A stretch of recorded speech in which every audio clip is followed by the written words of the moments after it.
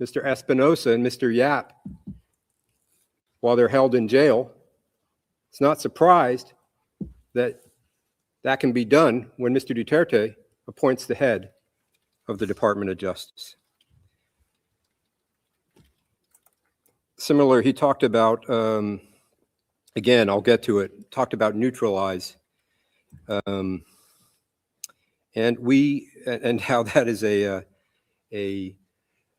neutral word and needs to be taken in context. I'll come to that a little bit later. But again, there's evidence in this case, some of which Mr. Jeremy went through in his presentation, that neutralize meant to kill.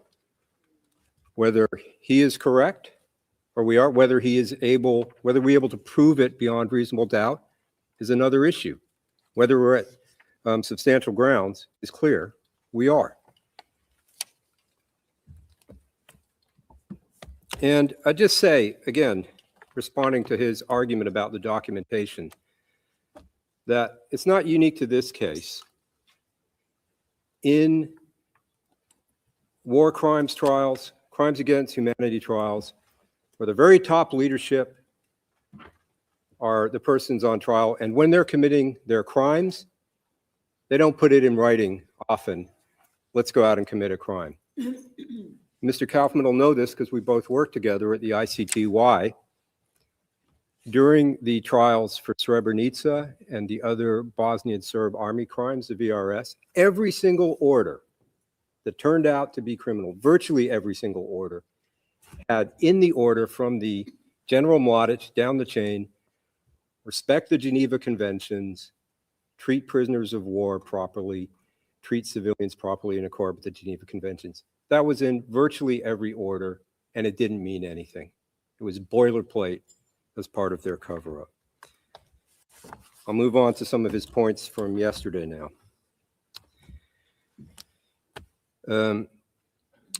He spoke at length in the beginning about Article 7.1 and an alleged problem or inconsistency with the al-Hishri case in our definition of the civilian population in this case. The law is very clear. All that Article 7.1 requires is that an attack is directed against any civilian population. That term, any civilian population in 7.1, is not limited to populations defined by nationality, ethnicity, or another distinguishing feature of that nature. It's a question of fact to be decided by the trial chamber. We have set this out, paragraphs 17 through 20 of our DCC. It is not particularly complicated. It is not blurry or ambiguous. We stated that alleged criminals in the Philippines are the civilian population, which are the object of the attack. That's a factual issue. So the position taken in the al-Hishri case, which is different, obviously completely, factually to this case, is irrelevant. Second, the issue in al-Hishri did not concern the definition of the civilian population. It was about the nexus requirement, under Article 7, and whether it is necessary for victims of the underlying acts or crimes against humanity themselves to be members of the population. It was a different issue completely. And we have defined the population in this case. That just reminds me of what he said today at one point. Oh, well, these victims weren't necessarily related to drugs or the war on drugs. Read our brief, read the DCC. It makes it clear that it's criminals, including drug dealers, drug pushers, drug users. The incident I went through, incident 3, in my presentation on Monday, I made it clear the victims there in Davao were alleged thieves. That is why they were murdered by Mr. Duterte. Very quickly, he complained or spoke about the Oh, no, I'm going to skip that, Your Honor. It's not important. Moving on, he also made yesterday multiple comments that were inaccurate about the common plan alleged in the case. First, he said there was no direct evidence that even two of the co-perpetrators met in person to discuss the plan, the common plan. Legally, there's no requirement that they do so.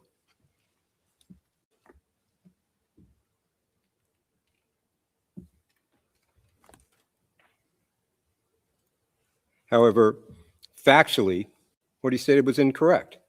We have brought evidence of such meetings, and they're in our pre-confirmation brief.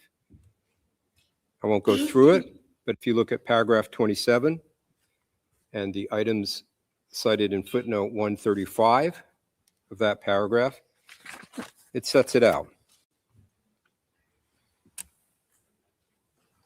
I'll come back now to the meaning of the term neutralize in the context of this case. It's open to interpretation in the abstract, but my friend, in trying to persuade Your Honors to take the view that neutralize didn't mean anything nefarious, quoted statement from Chief Ronald Bato de la Rosa, co-perpetrator de la Rosa, that neutralize did not mean to kill. That was at T006, page 31, lines 2 to 11. So it's been criticizing the credibility of our witnesses. Cites the police chief to say, the police chief who signed CMC 16, to say that neutralize is a neutral term that shouldn't be taken as showing any criminal intent. But we set out in our brief multiple witnesses for the mayoral period and for the presidential period who will testify that to neutralize means to kill.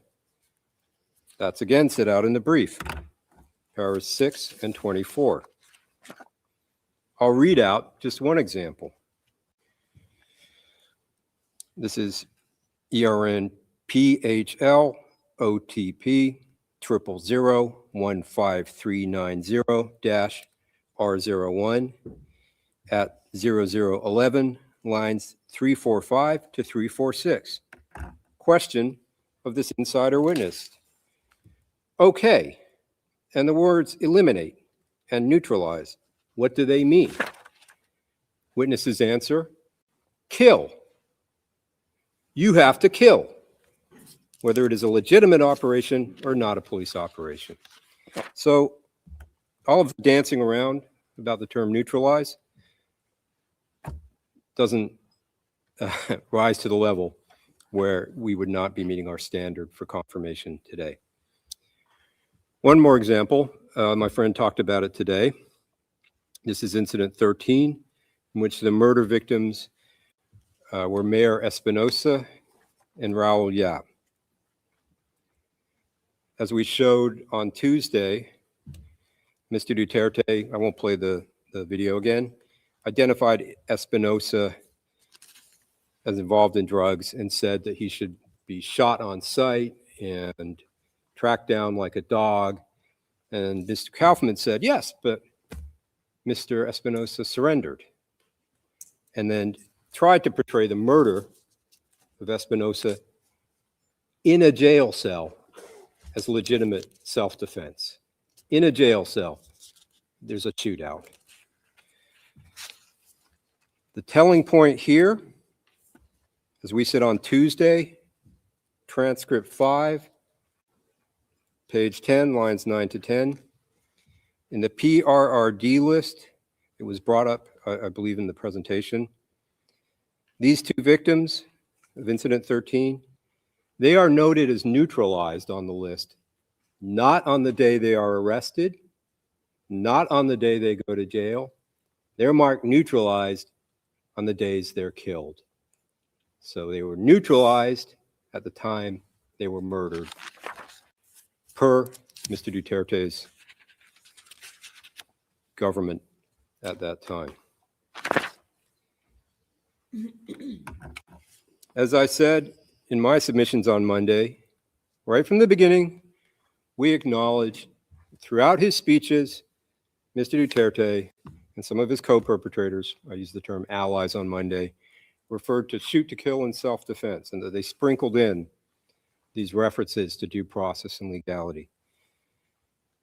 The evidence shows, as I said, that was only to build a veneer of legality, to create an impression of legality, and to give his lawyers something to say when this day came.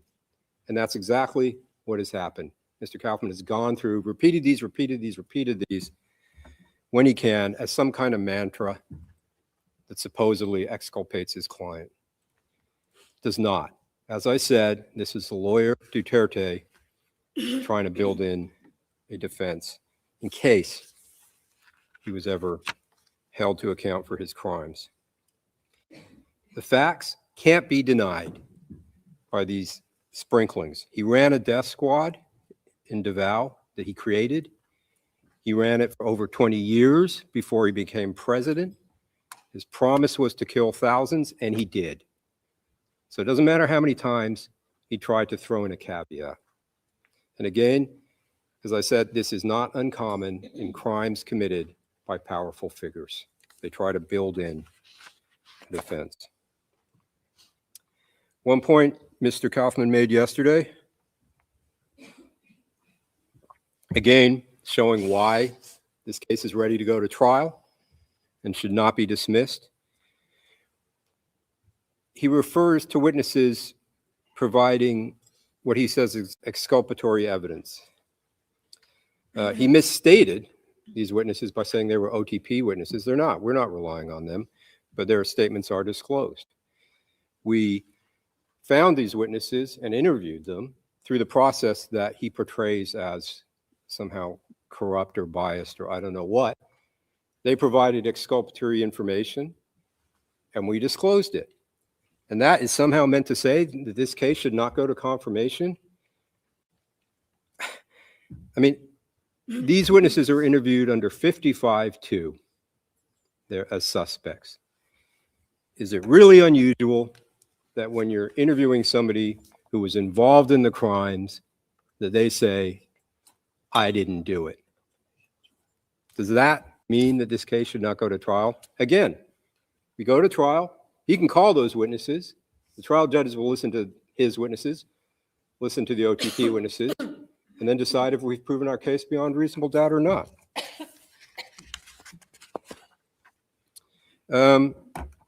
I'll speed up a bit, Your Honors, because I don't want to go over my time. He made a small point I just have to respond to, making a call. Why aren't there more investigations? Why aren't crimes being investigated now in the Philippines?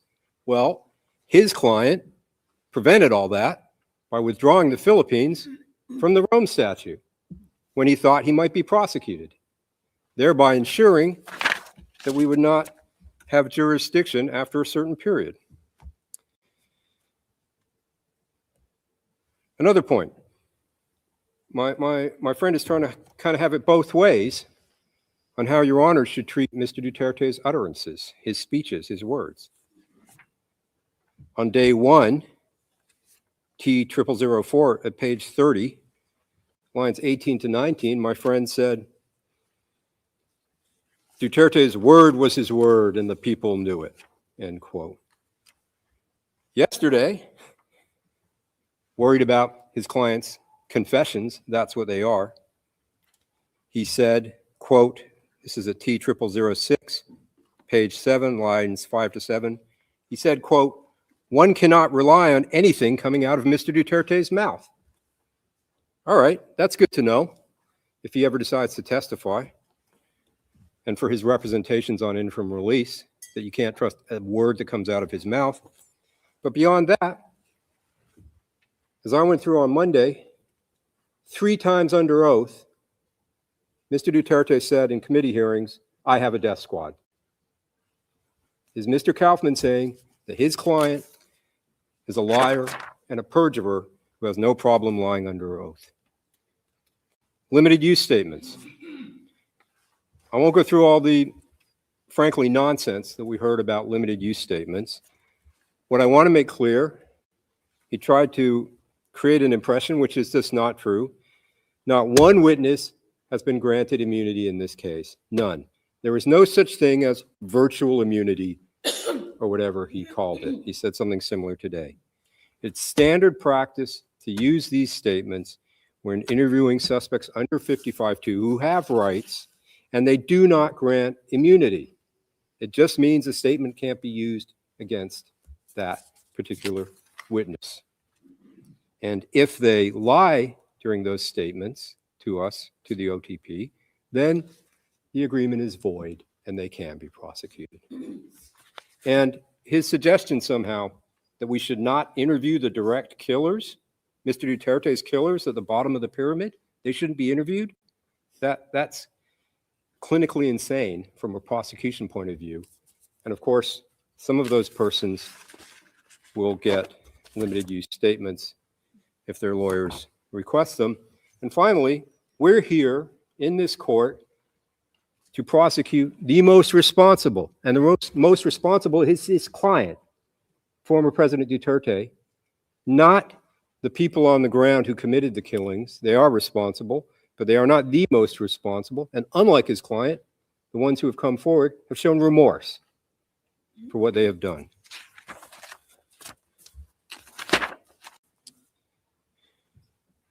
His client, contrary to everything he said in the last few days, the last 3.5 hours, repeatedly admitted committing the crimes we're here for. His killings of his own people, the Filipino people. We saw some of those in our presentations. I'm sorry, I missed one point. He said there was no linkage of the incidents to Mr. Duterte. He said, my friend, not one incident where the direct order came from Mr. Duterte for one of these incidents. Well, he should look at incident 1 of the ones we have charged. And I'm afraid I don't have my site because I skipped around. But in that incident, the evidence shows that we have a witness who heard Mr. Duterte on the phone, who heard that the order came from Superman, his client's code name and nickname. Mr. Jeremy is helping me.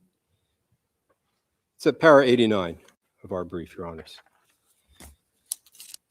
So that was wrong. That is, I just wanted to reply. He said that several times. It's not true. Back to Mr. Duterte. He's proud of his killings. He wants to be remembered for them. Decades of murdering his own people, murdering the children of the Philippines. And he claims that he did it all for his country. He doesn't deny it. He says, as I said early on, it's a necessary evil. It's for the greater good. Doesn't matter how many kids I have to kill. I'll clean up the Philippines. Now, I want to play a clip, Your Honors, if we can do that, James. This is, you'll see the beginning. I played just a few seconds of it. I'm going to play more of it now, about 2.5 minutes.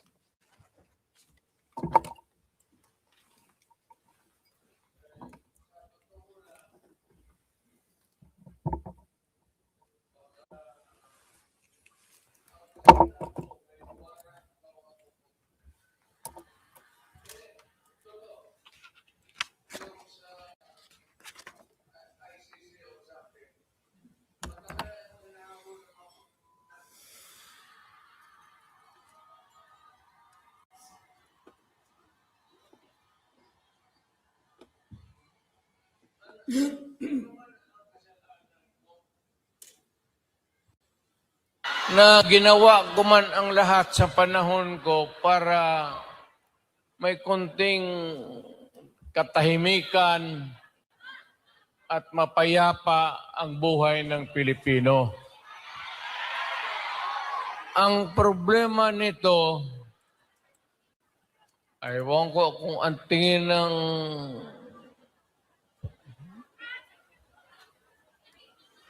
ako'y raw yung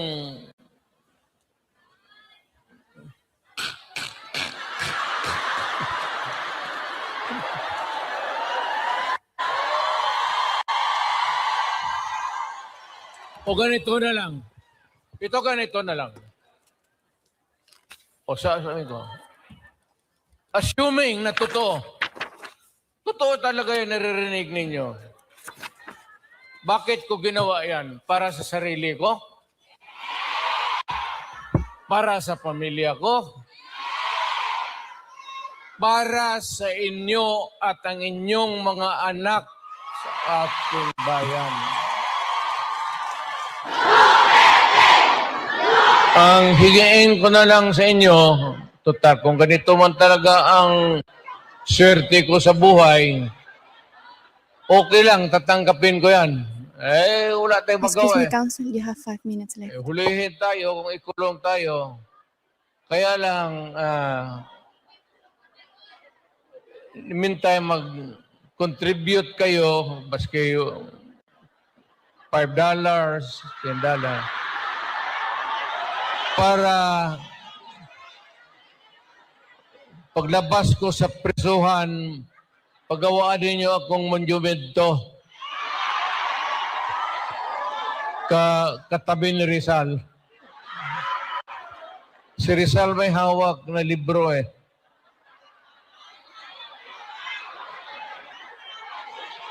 Akin.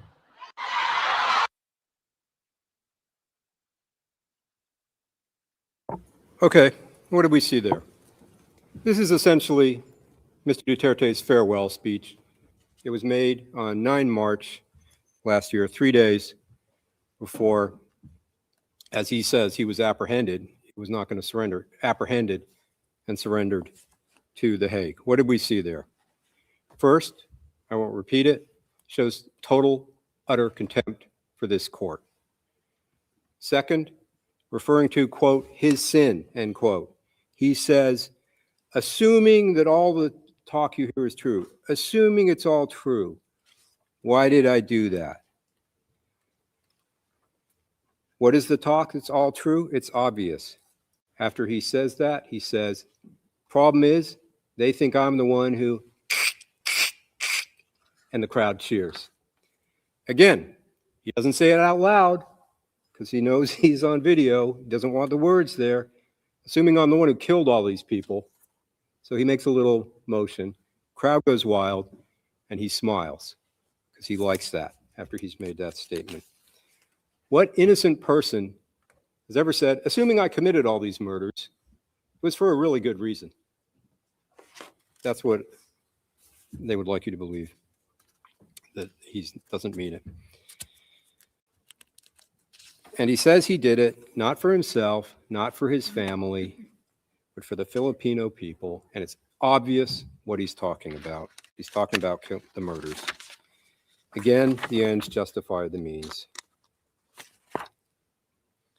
Again, for him, the murders are a necessary evil for the greater good, as we heard right at the beginning of his career when he's teaching police officers to plant evidence. The end of that video, what does he ask for? He says, I might go to jail. What can we do? But when I get out, contribute money so there can be a monument erected of him when he's released from jail. And he describes what he wants that monument to be to himself, former President Duterte. A statue, not holding a book like the national hero Jose Rizal, but holding a gun. 3 days before his transfer to The Hague, this old man, you could see it still up there. What does he want to be remembered as? The man with the gun. And he's just taken credit for killing his own people. It's time for him to take responsibility for these crimes he brags about and glories in. Can we go to the next one quickly? I think I got about 3 minutes. James. This is tab 146.2. It's a quote from a speech on August 16th, 2017. What did he say? Quote, I know I will have my own downfall. I cannot be president forever. I know that they will demand to answer for all this dead. End quote. And he was right when he spoke those words. He must answer for the dead. The victims demand it, justice demands it, and for purposes of confirmation, the evidence demands it. We have proven it to the level for this to be bound over for trial. We ask you to do that, Your Honors. Thank you.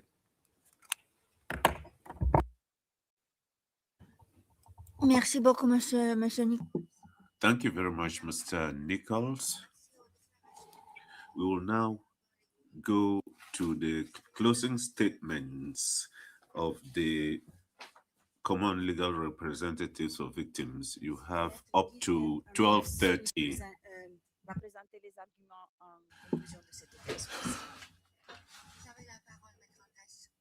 Maître Andres will present the closing statements. George Motok, you have the floor, Mr. Andres. Your Honors, good noon. In our closing statement, the common legal representative for victims will first rebut the defense submissions. Then we will provide the larger context why the confirmation of the charges against Mr. Rodrigo Duterte is vital for the victims, especially in relation to their communities and the Filipino nation. Your Honors, listening to the defense submissions on the merits yesterday and today was to me like listening to the parable of the elephant, wherein they want us to see only the parts of the elephant: the trunk, the tusk, the ears, the head, but not the whole of the elephant. We must look at the whole context.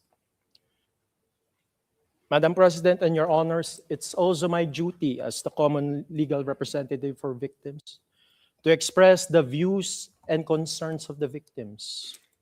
As they're watching these proceedings, they have stated, and when they heard the defense effectively submitting that the chamber should ignore the systematicity and the widespread nature of the attack, it's like their murdered loved ones are being murdered again. Having conveyed that as my duty, we will address the defense submissions in seriatim with 10 rebuttals. First, on Mr. Rodrigo Duterte's speech, defense argued yesterday that, and I quote, relying on the former president's speeches as a means of proving criminal intent is impossible. I am quoting the transcript of yesterday at page 4, lines 5 to 6. But the victims convey that the Philippine context is vital in knowing and understanding the criminal intent and impact of Mr. Duterte's speeches. Under the Philippine Constitution, the executive power shall be vested in the President of the Philippines. Whatever the President publicly states is policy. And in the Philippine cultural context, when there is strong respect for those in government positions, especially the President, as head of state and as head of government, the words of the President is to be obeyed, no matter what. Especially for Mr. Duterte, he has portrayed himself as a man of his word. The defense even emphasized, and the prosecution also referred to this last Monday, that, and I quote the defense, for President Rudy, his word was his word, and the people knew it, end of quote. And that's the transcript of Monday, page 30, lines 18 to 19. The defense even stated that, and I quote, Rodrigo Duterte was and will always remain a unique phenomenon, end of quote, referring to the transcript last Monday at page 30, line 14. Mr. Duterte was and is indeed a unique phenomenon in the public and vulgar way in which he used his words to dehumanize the victims of his anti-drug campaign, to excuse their murder, to shape the Filipino psyche to his murderous rhetoric, and to predispose the government agencies under his presidency to follow his words as presidential policy and as orders.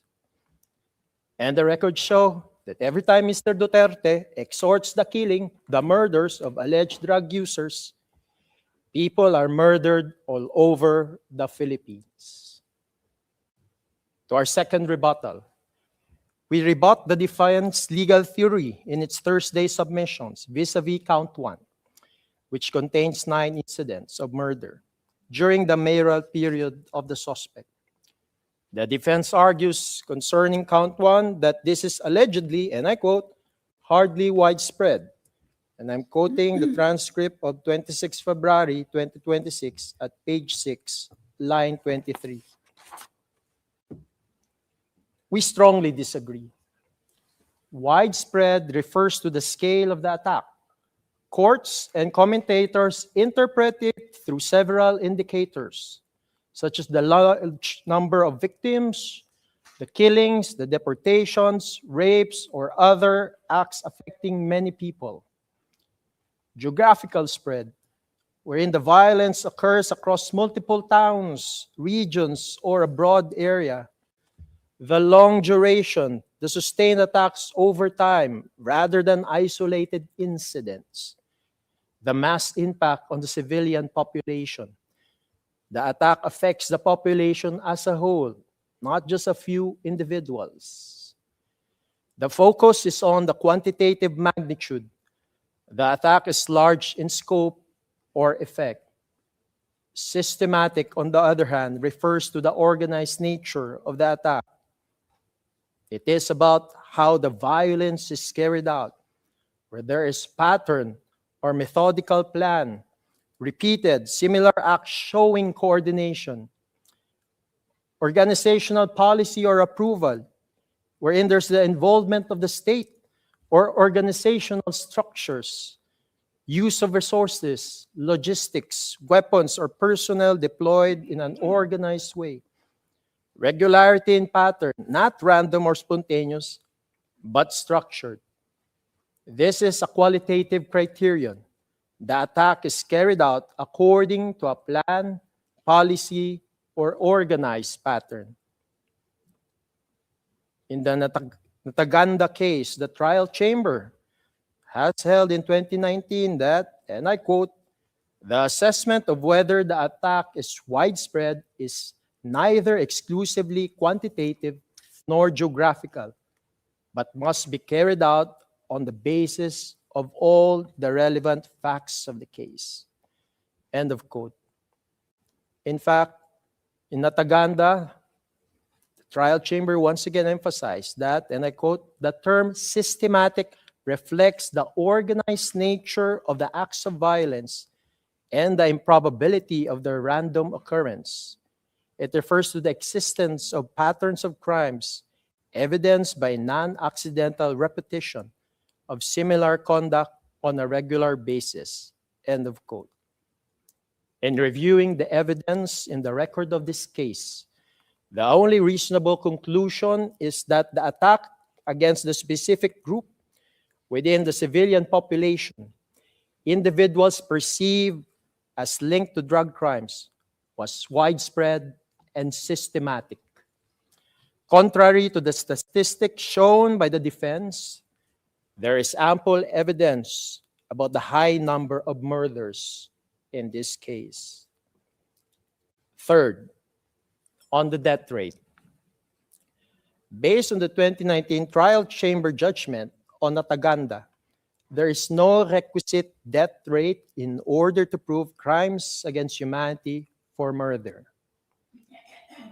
Fourth, we rebut the defense legal theory in its Thursday submissions, which refer to the chapeau elements of Article 7 of the statute.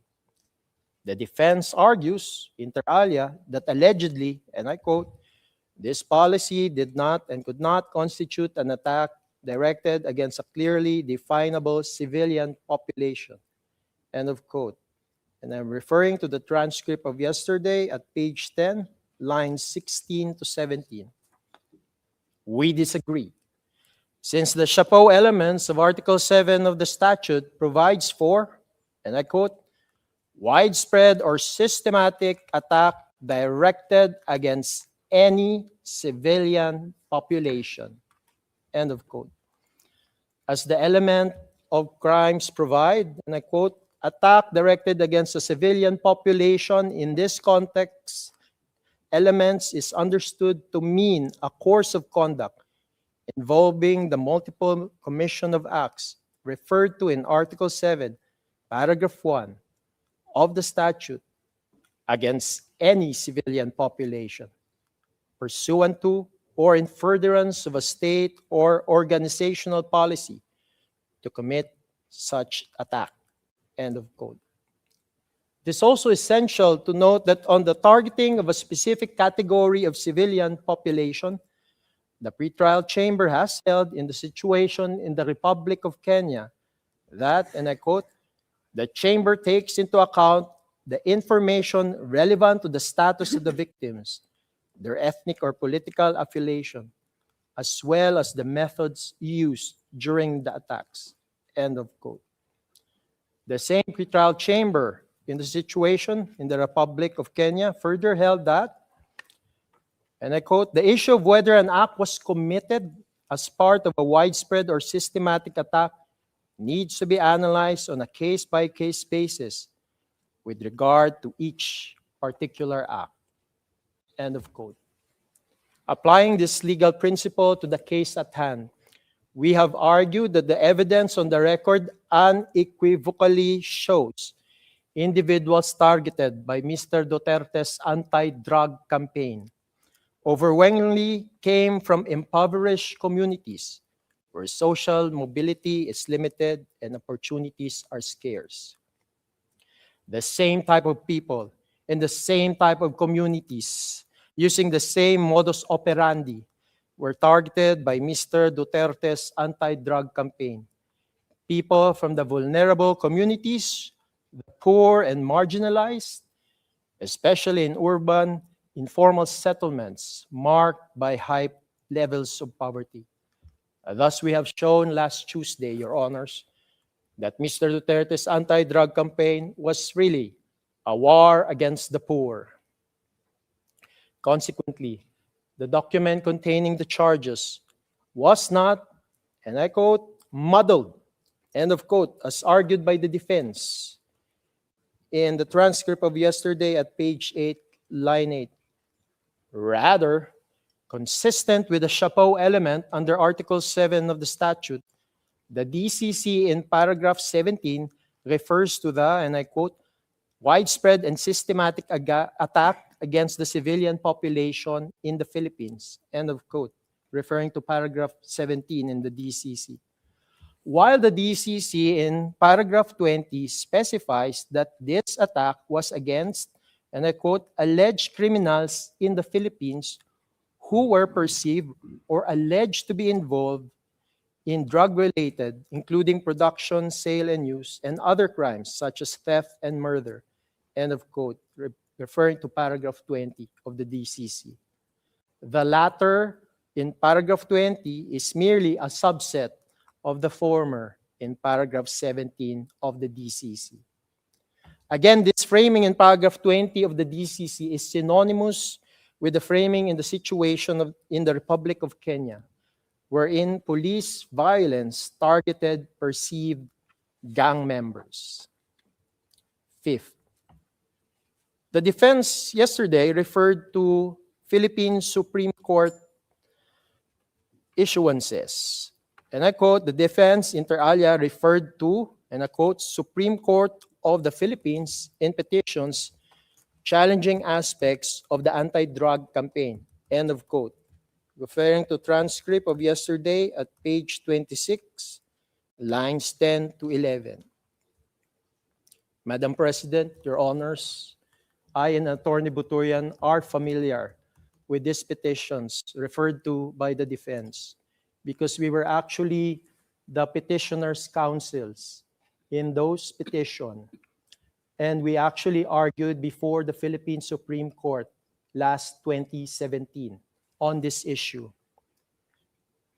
Nevertheless, the defense critiqued the prosecution's manner of using the quote, Duterte's administration's year-end report for 2017, referring to PHL OTP 0003-3355 or tab 139 for the defense. Specifically, the defense argued that vis-a-vis the, and I quote, deaths of 3,967 drug personalities, end of quote, that, and I quote, these deaths comprise a fraction of the 118,287 total arrests for drug-related activities, end of quote. And I'm referring to the transcript of yesterday at page 32, line 1. Nevertheless, Your Honor, the same Supreme Court decision or resolutions referenced by the defense has stated with respect to those 3,967 drug personalities who died in the anti-drug operations from July 1, 2016 to November 2017, as indicative of the state policy of extrajudicial killings under the Duterte administration. As held by the Philippine Supreme Court in its notice of resolution dated April 3, 2018, which is PHL-OTP-003-3058, and which is tab 112 for the defense at pages 46. I quote the Philippine Supreme Court.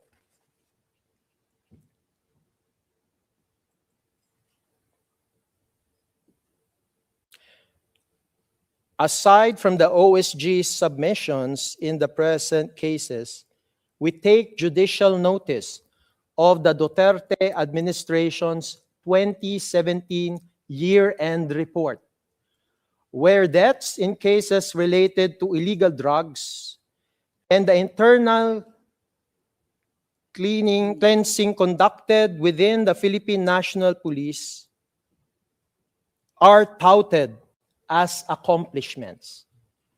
And Your Honor, the next sentence is emphasized in the original resolution. The government's inclusion of these deaths among its other accomplishments may lead to the inference that these are state-sponsored killings. In the section Fighting Illegal Drugs and subsection Real Numbers, we find the following figures. And Your Honor, I will just quote the one that was in emphasis in the resolution. 3,967 drug personalities who died in anti-drug operations from July 1, 2016 to November 27, 2017. As well as 16,355 homicide cases under investigation from July 1, 2016 to September 27, 2017. 6. The defense referenced, again, the same Philippine Supreme Court resolution. But that same resolution held that nothing else to substantiate the OSG's claim of legitimate police operations. And I quote that specific portion in the Philippine Supreme Court's notice of resolution dated April 3, 2018, which is tab 112 for the defense at page 47. The Supreme Court held that, and I quote, apart from these numbers and their bare allegations, there is nothing else to substantiate the OSG's claim of legitimate police operations. The lack of any submission of the required information and documents leads this court to believe that there is no basis to the OSG's claim.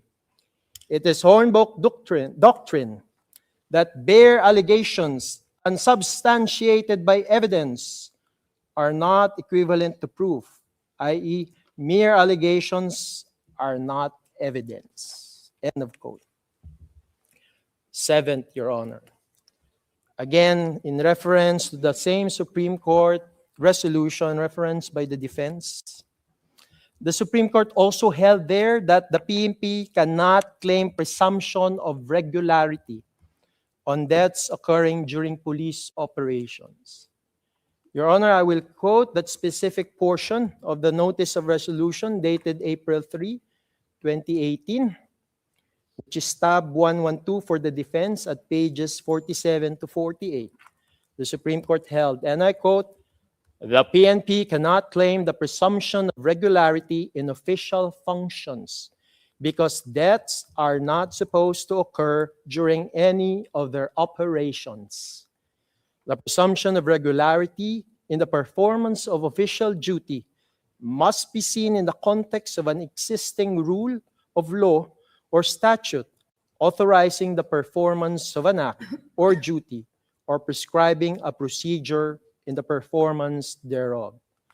The presumption also cannot prevail over positive averments concerning violation of the constitutional rights of the accused." And Your Honor, in the next paragraph, all of it is being emphasized in the original. And I quote the emphasized portions. "The Duterte administration's 2017 year-end report states that there were 3,967 drug personalities who died in anti-drug operations from July 1, 2016 to November 27, 2017, and 16,355 homicide cases under investigation from July 1, 2016 to September 27, 2017. This is a total of 20,322 deaths during the Duterte administration's anti-drug war from July 1, 2016 to November 2017, or an average of 39.46 deaths every day. This court wants to know why so many deaths happened, as expressly reported under the section Fighting Illegal Drugs of the Duterte administration's 2017 year-end report. Next, Your Honor. The Philippine Constitution provides for the right of life in Article 3. Therefore, because of that right to life, there is actually no presumption of regularity if a person is killed during a police operation. And actually, the presumption is reversed. It's actually the onus probandi on the police to prove that his or her actions were within the lawful requisites of self-defense. In fact, Rule 15.4 of the 2013 revised PNP operational procedures mandates the proprio motu investigations if death occurs during a police operation. However, Your Honors, despite the at least 3,967 deaths under anti-drug operations, there was no proprio motu investigations for all of these deaths. 8, Your Honor. The defense yesterday referred to the Philippine National Police Operational Procedural Manual issued in 2021.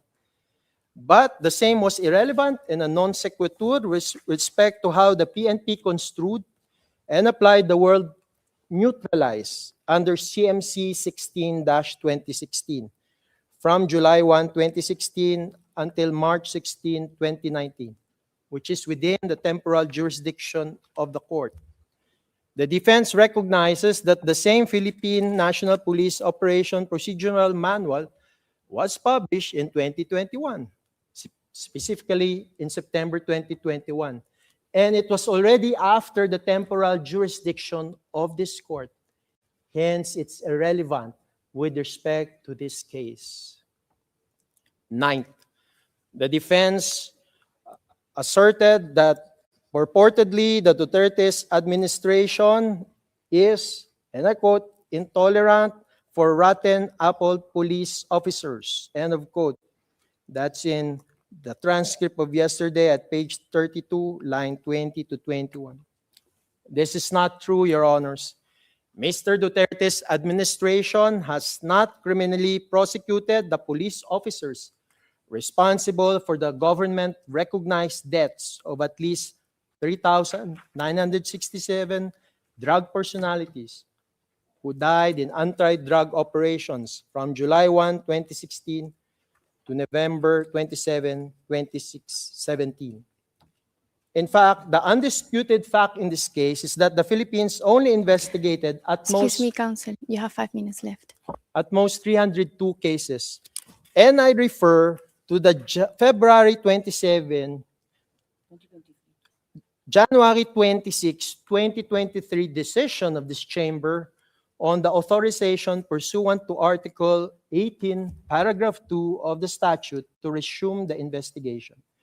The court here, the chamber has held, the chamber observes that at the time of the prosecution's request, the DOJ panel had referred to the NBI for investigation in case build-up 302 cases consisting of 52 PNP IAS cases, the non-Laban cases, and 250 NPS cases.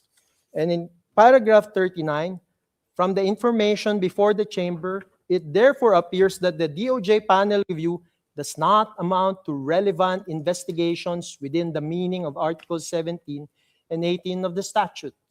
Moreover, the number of cases reviewed by the DOJ panel, namely 302, is very low when compared with the estimated number of killings that allegedly occurred in the context of war on drugs operations. Res ipsa loquitur. Mr. Duterte's administration has not criminally prosecuted the police officers responsible for these deaths. Last, Your Honor. The defense erred when it conflated Ms. Paulina Macida's statement that Rodrigo Duterte failed to prevent or punish with the theory that the prosecution has not charged command responsibility under Article 28. Ms. Macida's comment on the fact that Mr. Duterte did not take steps to investigate and prosecute was pronounced in the context of her submissions on the fact that encouragement of killings through public statements by Mr. Duterte sent a clear message that those responsible need not fear accountability and can act with impunity. Said comment cannot be extrapolated from that context, as the defense did yesterday. We do not suggest that Mr. Duterte should be liable under Article 28 of the statute. We maintain that there is ample evidence for confirming the mode of liability under Article 25(3)(a) as pleaded by the prosecution. Also, we want to emphasize, Your Honors, that there were indeed children murdered systematically under the charges that are being held against Mr. Duterte, Your Honor. And they are not mere collateral damage. In conclusion, the victims submit that the defense has not blemished the prosecution legal theory and evidence as provided in the document containing the charges and the pre-confirmation brief. The victims submit that the prosecution presented sufficient evidence to establish substantial grounds to believe that Mr. Rodrigo Roa Duterte committed each of the crimes charged. Consequently, all charges should be confirmed and Mr. Rodrigo Roa Duterte committed to trial. Lastly, Your Honor. Your Honor, the victims want these charges to be confirmed because they want to be reintegrated to their communities, because they are still in the shadows of fake news, of fear and of threats from Mr. Duterte's supporters. Hence, it's important, Your Honor, that all of these charges be confirmed against Mr. Duterte so that the victims of these crimes will be taken out of the shadow of darkness into the light of truth and justice. Because in the end, Your Honors, the victims, they're also created in the image of God. and they also believe that the God of the universe is the God of justice. Madam President, Your Honors, thank you for your kind attention. This ends the presentation, the closing statement of the Common Legal Representative for Victims. May it please the Chamber. Judge Motok. Thank you very much, Mr. Andres. We will now take our break and resume with the final submissions of the defense at 1400 hours. The hearing is suspended.